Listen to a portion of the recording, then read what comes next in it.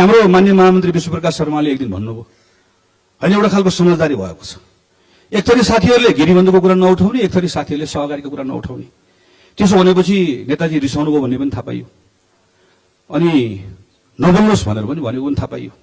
हाम्रो साथीहरू बोल्नुपर्छ भनिराख्नु भएको छ। मैले साथीहरू नबोल्नुहोस् अहिले सबजना चुप भनेको छ।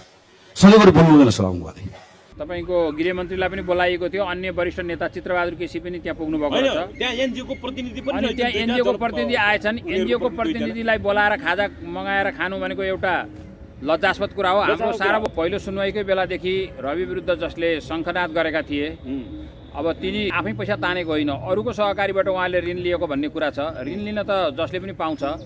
अब रवि लामिछानेलाई जसले ऋण दिए त्यसको सम्पूर्ण दायित्व तिनीहरूले लिनुपर्छ, ऋण तिर्ने दायित्व चाहिँ रविले लिनुपर्छ। शासन समितिको सभापति नेपाली काङ्ग्रेसका नेता रामहरि खतिवडा हुनुहुन्छ।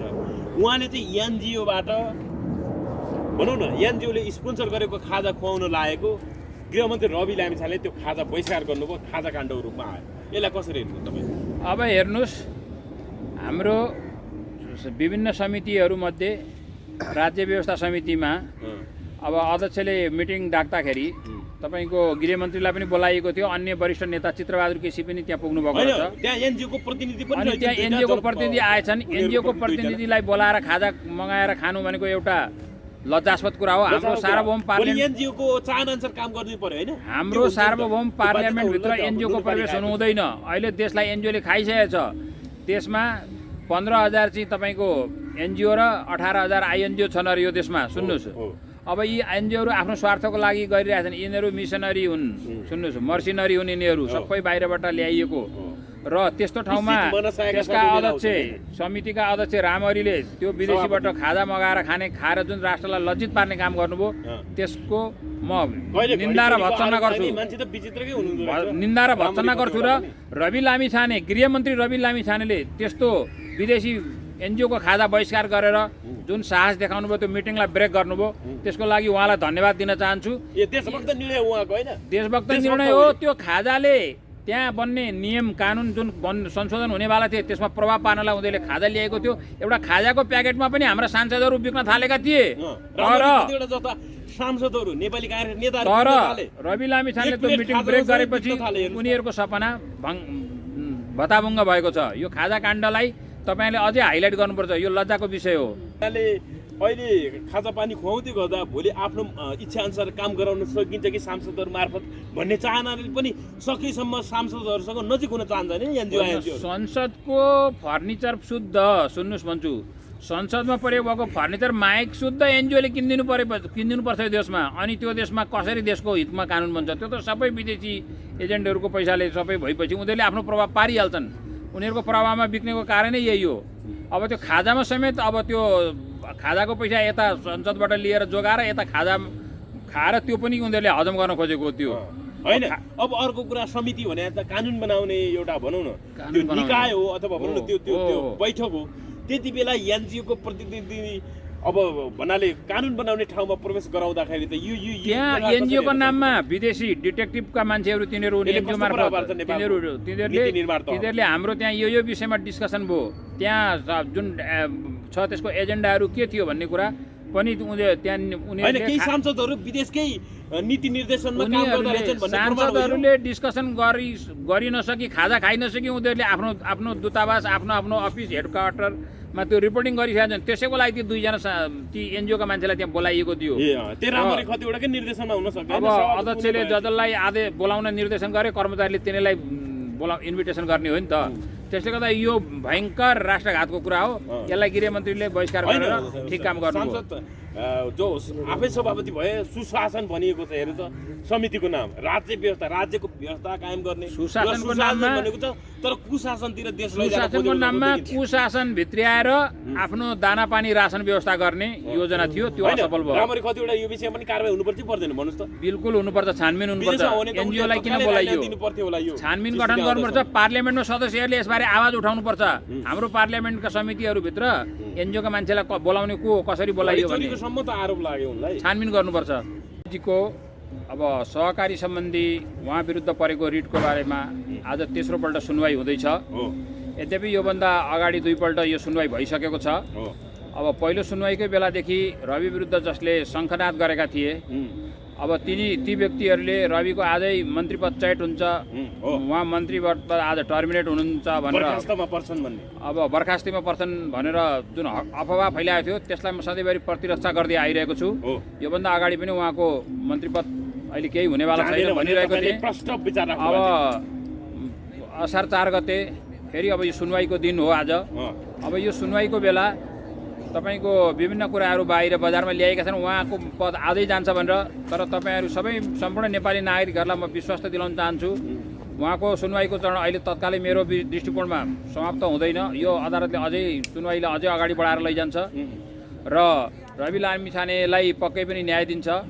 अब रवि तपाईँको आजसम्मको अध्ययन अनुसन्धानले तपाईँले पनि यो सहकारीको रकम अब चलाउने विषयमा जे जति सञ्चार माध्यममा आएका छन् रवि लामिछानेको विषयमा त्यसको सूक्ष्म अध्ययन गर्नुभएको छ। तपाईँ के लाग्छ रवि लामिछानेले सफाइ पाउने सम्भावना छन् कि उनीबारे अलिकति केही न केही उनको संलग्न देखेर उनलाई सजाएको भागीदार बनाउने हिसाबको सुनाइ? अब हेर्नुहोस् रवि लामिछानेले कसैले आफै सहकारी खोलेर आफै पैसा तानेको होइन, अरूको सहकारीबाट उहाँले ऋण लिएको भन्ने कुरा छ। ऋण लिन त जसले पनि पाउँछ। अब रवि लामिछानेलाई जसले ऋण दिए त्यसको सम्पूर्ण दायित्व तिनीहरूले लिनुपर्छ। ऋण तिर्ने दायित्व चाहिँ रविले लिनुपर्छ। तपाईँको एउटा ब्याङ्कले तपाईँलाई कति जग्गा राखेर कति लोन दिन्छ या कति तपाईँलाई मोर्गेज राखेर के लोन दिन्छ त्यो कुरा चाहिँ ब्याङ्कले जान्ने कुरा हो। अहिले नेपालमा एउटा भाष्य के सिर्जना गर्न खोजिँदैछ भने ब्याङ्कबाट बढी इभ्यालुएसन गराएर ऋण लियो भन्छ। त्यो ऋण लिने मान्छेले त जहिले पनि बढीभन्दा बढी ऋण लिन खोज्छ, दिने ब्याङ्कले कमभन्दा कम दिन खोज्छ। अब मूल्याङ्कनको पद्धति त ब्याङ्कले निर्धारण गर्ने हो, त्यसलाई अब राष्ट्र ब्याङ्कले निर्देशित गरेको हुन्छ। यस मानेमा रविले ऋण खाएका हुन् अब रविलाई कारबाही गर्ने भन्ने त कुरै आउँदैन र अदालतले यसमा उहाँलाई पूर्ण न्याय दिनेछ। अब आज रवि विरुद्ध जुन सुनवाईका क्रम अगाडि बढेको छ, प्रमाणहरू मगाइएको छ, त्यो प्रमाणको कारण अहिले तत्कालै रविजीको बारेमा फैसला आउँदैन। आजै रविजीको पद जान्छ, भोलि नै जान्छ भन्ने खालको कुरा व्यर्थ हो, त्यसमा केही फरक पर्दैन। अदालतले उहाँलाई न्याय दिन्छ। तपाईँलाई चाहिँ रवि लामिछानेले सफाइ पाउँछन्, उनले सहकारीको रकम अपचलन गरेको विषयमा चाहिँ उनी दोषी छैनन् भन्ने सम्भावना, त्यो ढङ्गको निर्णयहरू अथवा त्यो ढङ्गको सुनाइहरू आउने सम्भावना नै बढी? अपचलन भनेको के हो मैले यो कुरा बुझ्न सकिनँ। जबरजस्ती निकालेर प्रक्रिया नपुर्याइएको तरिकाले कानुन विपरीत पैसा निकालेर हिनामिना गर्नु? कानुन विपरीत त जसले ऋण दिन्छ त्यसले कानुनी प्रक्रिया पुर्याएर मात्रै ऋण दिनुपर्छ। हेर्नुहोस् एउटा कुरा, तपाईँ ब्याङ्कमा जानुभयो, तपाईँलाई सिधै ब्याङ्कले लोन माग्न जानुभयो, तपाईँलाई केही गर्नु पर्दैन। रवि लामिछानेले एउटा कागज ऋण लिएकै विषय बाहिर आए पनि जस्तो कान्तिपुरले 1 करोड 80 लाख उनले सुन्नु न, यहाँ अलिकति मेरो प्रश्न त कम्प्लिट हुन दिनु होला। उनले अब केवाइसी फारम भरेको कुराहरू छैन, उनले धितो राखेको कुराहरू छैन होइन। अब यी हुँदाहुँदै अब जस्तो कहीँबाट हामीले ऋण लिँदाखेरि त्यसको ग्यारेन्टी के हुने अथवा त्यो तिर्न सकेन के एउटा कुरा के छ भने भन्ने कुरा नि हुन्छ। अब त्यसको बारेमा केही कागजातहरू आएको छ? हेर्नुहोस् के भन्नुहुन्छ जब सुन्नुहोस् ब्याङ्क या वित्तीय संस्थाले कुनै ग्राहकमाथि जबसम्म विश्वस्त हुन सक्दैन त्यति बेलासम्म उसले धितो माग्छ, मोर्गेज माग्ने हो। तर ब्याङ्क र ग्राहकको कहिलेकाहीँ यस्तो सम्बन्ध हुन्छ कि उसले धितो बिना पनि ऋण दिन्छ। अहिले नेपालकै कतिपय ब्याङ्कहरूले ठुला व्यापारीहरूले फोन गरेको भरमा पनि पैसा पठाइन्छन्। अब पछि गएर उनीहरूले कागज मिलाउँछन्। रवि लामिछानेमाथि विश्वास गरेर त्यो संस्थाले पैसा दियो होला, त्यो माग्न जानेको दोष हो कि दिनेको दोष हो? म पहिलो कुरा भन्न चाहन्छु, ऋण तपाईँसँग मैले मागेँ, तपाईँले मलाई बिना धितो दिनुभयो भने तपाईँको दोष कि मेरो दोष? दिनेको दोष हो। हेर्नुहोस् एउटा कुरा, त्यसले गर्दाखेरि रविलाई अब जुन आक्षेपहरू लगाइएको छ 1 करोड 80 लाखको कुरा लगाइएको छ। अब लगातार रूपमा त्यस विरुद्ध अब मिडियाबाजी भएको छ। अब यो उनको राजनीतिक शाखलाई गिराउने हो, यो ऋणको होइन। यहाँ त अरबौं अरब ऋण खाने मान्छे छन् पनि उनी विरुद्ध जारी परेको भन्ने छ। तर अहिले बुझ्दाखेरि जिल्ला परिषद कास्कीले विज्ञप्ति नै जारी गरेर रवि लामिछाने विरुद्ध कुनै जारी परेको छैन पोखरा भन्ने कुराहरू आयो। कतिपयले फेरि रवि लामिछानेले गृहमन्त्री भएर चाहिँ आफ्नो प्रभावले, शक्तिको प्रभावले चाहिँ रातारात जारी गायब गर्न लगाए भन्ने पनि कुरा। कसरी हेर्ने यसलाई? अथवा पुगेन भन्ने छ उनले सबै पाउँछन्। सरकारी कार्यालयमा रहेको अभिलेखलाई गृहमन्त्रीले सोर्स लगाएर पनि मेटाउन सक्दैनन्। हेर्नुहोस् एउटा कुरा, त्यो अभिलेख हो। त्यो अब रह्यो कुरा के भने ऋण लिएको कुरा छ जुन, त्यो ऋण लिएको कुराको अभिलेख त शाखामा हुन्छ, केन्द्रमा हुन्छ, विभिन्न ठाउँमा रिपोर्टिङ भएको हुन्छ। अनि जाहेरी दिएको कुरा जुन छ अब जिल्ला प्रशासनमा जिल्ला प्रहरीमा कहाँ जाहेरी दिएका छन् त्यो ठाउँको हाकिमले त्यहाँको सम्पूर्ण जिम्मेवारी हुन्छ। त्यो मेटायो कसैले भनेदेखि त्यो हाकिम जिम्मेवारी हुन्छ त्यहाँको। त्यो किन नष्ट गरियो त्यो डकुमेन्टहरू? डकुमेन्ट नष्ट गर्न पाइँदैन, त्यो सरकारी सम्पत्ति हुन्छ। कसैको विरुद्ध उजुरी परेर तपाईँले एउटा फारम दर्ता गर्नु पनि त्यो फारम दर्ता गरेको फारम तपाईँले लिएर घर आउन सक्नु, त्यो सरकारी सम्पत्ति हुन्छ। रविको विरुद्ध कसैले उजुरी हाले त्यो गायब पारो भने त्यो कसले गायब पारो त? त्यो गायब पार्ने मान्छे खोज्नु पर्यो। तर यो सब कुरा बेकार हो। रवि लामिछानेलाई विश्वास गरेर ऋण दिए, रवि लामिछानेले ऋण लिए।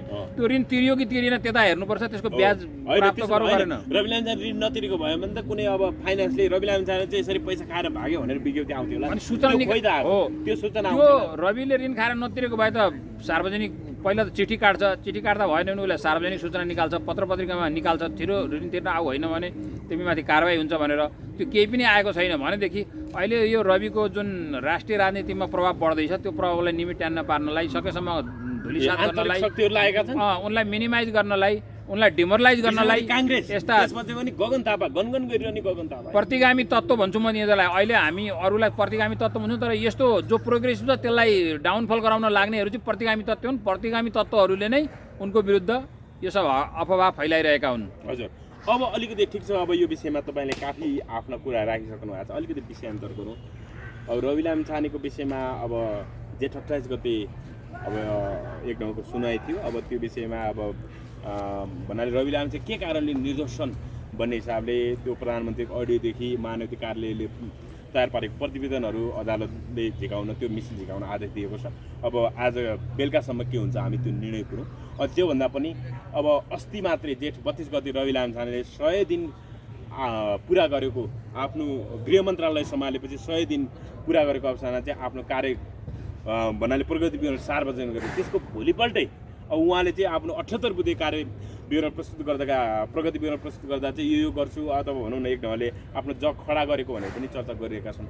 तर यहीँनिर त्यसको भोलिपल्टै युवा तथा खेलकुद भन्ने जो अहिले राष्ट्रपतिका प्रभावशाली नेता पनि हुन्छ विराज भक्त श्रेष्ठ, उहाँले चाहिँ अब यो सरकार पुरानै ढर्नामा चल्ने र हामीलाई चाहिँ अनावश्यक रूपमा सम्झौता गर्न लगाउने हो भने हामी त राजीनामा खल्तीमा बोकेर हिँडेका छौँ, मिति मात्र लेख्न बाँकी हो भन्ने हिसाबले उहाँले अभिव्यक्ति दिनुभएको छ। एक ढङ्गले भन्दाखेरि सरकारको नेतृत्वप्रति उहाँको असन्तुष्टि पनि देखिएको छ। अब यो हिसाबले राष्ट्रसभाको असन्तुष्टि किन बढेको होला प्रदीप सर? अथवा सरकारबाट बाहिरिन खोजेको हो राष्ट्रसभा? म एउटा कुरा के भन्न चाहन्छु भने विराज भक्त श्रेष्ठजीले भनेको कुरा राष्ट्रसभाको आधिकारिक भनाइ होइन। एक कुरा त्यो उहाँको इन्डिभिजुअल भनाइ हो, तर मन्त्री भएकाले र विपक्षीहरूले त्यसलाई हाइलाइट गरेका हुन्। एक कुरा।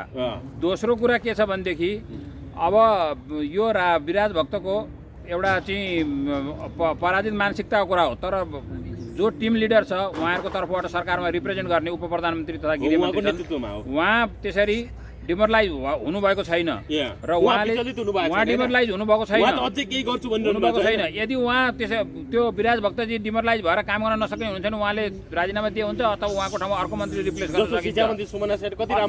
अर्को मन्त्री रिप्लेस गर्न सकिन्छ। सुन्नुहोस्, अब गृहमन्त्रीले केही हदसम्म अरूको भन्दा राम्रै काम गरिरहनु भएको छ। अन्य मन्त्री टिमका अन्य मन्त्रीहरू भन्दा गृहमन्त्रीले राम्रै होइन भन्दैछु, उहाँले राम्रै काम गरिरहनु भएको छ। अब यो राम्रो काम गर्ने क्रममा अब उहाँलाई पूर्ण सहयोग छैन। म भन्दैछु बारम्बार, प्रधानमन्त्री भनौँ या अरू मिनिस्टर अफ काउन्सिलका अन्य मेम्बरहरू, अरू मन्त्रीहरू, उहाँको पार्टी बाहेकका मन्त्रीहरूको सहयोग छैन। यो प्रतिकूल परिस्थितिमा पनि उहाँले केही कामहरू गरिसक्नु भएको छ। अब त्यसले गर्दाखेरि यो सरकारले काम गर्नै सकेन 100 दिनमा भन्ने कुरा होइन। 100 दिनमा काम गर्नको लागि खाकाहरू तयार गर्यो। त्यो आधार तयार गरेको छैन, घर नबन्दै घरको जग तयार पारिन्छ, घरको जग जस्तो तयार हुँदैछ। फाउन्डेसन तयार गरिँदैछ, त्यो फाउन्डेसनले नै बन्ने हो। जति ठुलो घर बन्छ त्यति ठुलो फाउन्डेसन चाहिन्छ र त्यति गहिरो तहदेखि फाउन्डेसन बनाएर ल्याइन्छ र त्यो फाउन्डेसनको आधारमा घरको घरबाट घर अडिन्छ। यहीँनिर जस्तो अहिले गृहमन्त्री रवि लामिछाने ज्यू भइसके पछाडि चाहिँ नेपाली काङ्ग्रेसका सभापति शेरबहादुर देउवाको धर्मपत्नी आजु राणा देउवा चाहिँ कैलालीको टिकापुरको जग्गा हिँड्ने प्रकरण बुझिएको भन्ने कुराहरू सञ्चार माध्यममा प्रशस्त समाचारहरू आए। त्यो विषयमा थुप्रै चर्चाहरू पनि भयो।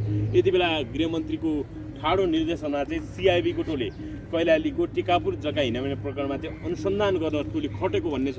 तर 2-3 हप्ता भइसक्यो। अब आर्जु भएर हो कि के हो, प्रतिवेदन पनि सार्वजनिक भएको छैन। फेरि काङ्ग्रेससँग त प्रधानमन्त्री प्रचण्डले पटक पटक सत्ता सहकारी गरेको, काङ्ग्रेसको सहयोगमा पनि योभन्दा अगाडि प्रधानमन्त्री भएको हुनाले आरजुलाई नचलाउँ भन्ने हो कि के हो बाहिर त्यो ढङ्गले पनि चर्चा भइरहेको छ गृहमन्त्रीले आरजुलाई पक्राउ गर्न खोज्ने तर प्रधानमन्त्री पचनले रोक्ने भन्ने कुराहरू नै आइरहेको छ के भन्नुहुन्छ अहिले प्रधानमन्त्री बाल मन्दिरको हेर्नु त्यहाँ नक्सालको नेपाल बाल सङ्गठनको जग्गामा भन्नाले भाडा खाएर सस्तोमा भाडा लाएर राज्य दोहन गर्नेहरू जस्तो 2046 को नेपाली काङ्ग्रेसको सर्वोच्च नेता मानिने स्वर्गीय गणेश मानसिंहको छोरी रीता सिंह वैद्यहरू विरुद्ध 22 जना विरुद्ध पक्राउ पनि जारी भएको 2-3 हप्ता भइसक्यो यो पनि खोइ पक्राउ परेका छैन के भइरहेको छ अहिले गर्न खोजेको प्रधानले रोकेको भन्ने कुराहरू आएको छ अहिले यही कुरा सुनिराखेको छ अब गृहमन्त्रीले एक्सनमा अगाडि बढ्न खोज्दाखेरि पीएमले अहिले अगाडि नबढ्नुहोस् केही समय वेट गर्नुहोस् भनेको कुरा सुन्न आइरहेको छ तर म गृहमन्त्रीजीसँग खबरदारी गर्न चाहन्छु आज टिकापुर काण्डको प्रतिवेदन तयार भइसकेको हुनुपर्छ अब तपाईँ चाँडोभन्दा चाँडो गर्नुहोस् तपाईँले आफ्नो पोलिटिकल इमेज बचाउनलाई तपाईँले आफूमा भएको क्रान्तिकारितालाई सो गर्नको लागि पनि त्यो रिपोर्ट बाहिर ल्याउनुपर्छ अन्यथा तपाईँलाई पनि अरू नेता जस्तै जनताले सम्झिनेछन् त्यही क्याटेगोरीमा राख्नेछन् त्यसले गर्दाखेरि अब त्यो तपाईँले तुरुन्त त्यो प्रतिवेदन बाहिर ल्याएर कारबाहीलाई अगाडि बढाउनुहोस् अब प्रधानमन्त्रीलाई त जसरी पनि हुन्छ सरकारलाई भन्दा बढी समय टिकाउन पाए हुन्थ्यो त्यसले गर्दाखेरि प्रतिपक्षलाई मतलब नबिजाइकन प्रतिपक्षलाई चिडियाउने काम नगरिकन अगाडि बढाउन सकियोस् भन्ने तपाईँको इच्छा छ अनि प्रधानमन्त्रीले उहाँलाई अलिकति बिचमा काम गर्नलाई भनौँ यी अहिले भ्रष्टाचारलाई कारबाही गर्ने कुरामा अगाडि नबढ्नलाई इन्डिकेसन गरिराख्नु भएको कुरा बाहिर आइरहेको छ अब तर त्यसलाई प्रभाव नगरी प्रधानमन्त्रीसँग प्रश्न भन्नु पर्यो यदि तपाईँले मलाई यो कामबाट अगाडि बढ्नबाट रोक्नुहुन्छ भने यो कुरामा पब्लिकमा बाहिर ल्याउँछु मैले काम गर्न खोजेँ भ्रष्टाचारीलाई नियन्त्रण गर्न खोजेँ मैले भ्रष्टाचारीलाई नियन्त्रण गर्न खोजेँ तर पीएमबाट यसरी भयो मलाई प्रधानमन्त्री अहिले हतार नगर्छु भन्ने कुरा बाहिर आयो त हेर्नुहोस् त हो त्यही भन्दैछु त्यसले गर्दाखेरि रवि लामिछानेले यसमा खुट्टा नकमाइकन अगाडि बढ्नुपर्छ जनताको साथ लिएर उहाँले अगाडि बढ्ने हो कुनै पार्टीको नेता एउटा नेता दोडा नेतासँग गर्ने होइन यदि उहाँले भविष्यको निर्वाचनलाई ध्यान दिनुहुन्छ जनताको पक्षमा काम गर्न चाहनुहुन्छ र अर्कोचोटि अझ बढी बहुमत चाहनुहुन्छ भने उहाँले नडराइकन अगाडि बढ्नुपर्छ र यस्ता फाइलहरू खोल्दै जानुपर्छ र भ्रष्टहरूलाई चाहिँ कानुनको सिकन्जामा ल्याउनुपर्छ अब हामी अन्त्यमा आइसकेका छौँ प्रदीप सर जस्तो आजभन्दा 8 दिन अगाडि मात्रै कान्तिपुर मिडिया ग्रुपका प्रबन्ध निर्देशक सम्भव सिरुया जो कान्तिपुर मिडिया ग्रुपका अध्यक्ष कैलाश सिरुयाको सुपुत्र पनि हुनुहुन्छ उहाँले चाहिँ रवि लामिछानेले हामीलाई कान्तिपुरलाई यो सहकारीको समाचार मेरो बारेको सहकारी समाचार लुकाउनुहोस् समाचार नलेखिदिनुहोस् समाचार नछापिदिनुहोस् भनेर पटक आग्रह गर्नुभएको थियो बार्गेनिङ गर्नुभएको थियो तर हामीले त्यसलाई अस्वीकार गरेपछि मेरो बुवा कैलाश सिरुयालाई पक्राउ गर्नुभयो राजनीति पछिसो साधेर भन्नुभयो तर आज हेर्नु त हप्ता 10 दिन बिति चाहिँ उहाँले प्रमाण ल्याउन सक्नु भएको छैन के यो मिथ्या आरोप यो रवि लामिछानेमाथि हिलो छ्याप्ने प्रयास मात्रै हो जस्तो देखियो अथवा के हो यो प्रमाण भएको त सर्वोच्चमा पेश गर्दा हुन्थ्यो होला नि हैन यो सम्भव सिरोयाको बगवास मात्रै हो हेर्नुहोस् हजुर सम्भव सिरोयाले अब अहिलेसम्म प्रमाण भएको भए रवि लामिछानेले कहाँ कुन समय कसरी दबाब दियो त्यो कुरा बाहिर ल्याउँथे सुरुमै ल्याउँथे हैन ब्रेकिङ न्यूजको रूपमा ल्याउँथे इनले नभएको कुरा मरिसकेको मुर्दालाई गाडिसकेको मुर्दालाई पनि खोतलेर निकाल्ने कान्तिपुरले यो प्रमाण भएको छोड्थ्यो अहिलेसम्म त्यसर्थ र सम्भव सिरोयाले भनेको कुराहरू सबै मनगढन्त हुन् यदि सम्भव सिरोयासँग प्रधान गृहमन्त्रीले दिएको उहाँलाई दबाब दिएको हो ब्ल्याकमेलिङ गरेको हो भनेदेखि त्यो प्रमाण ल्याउ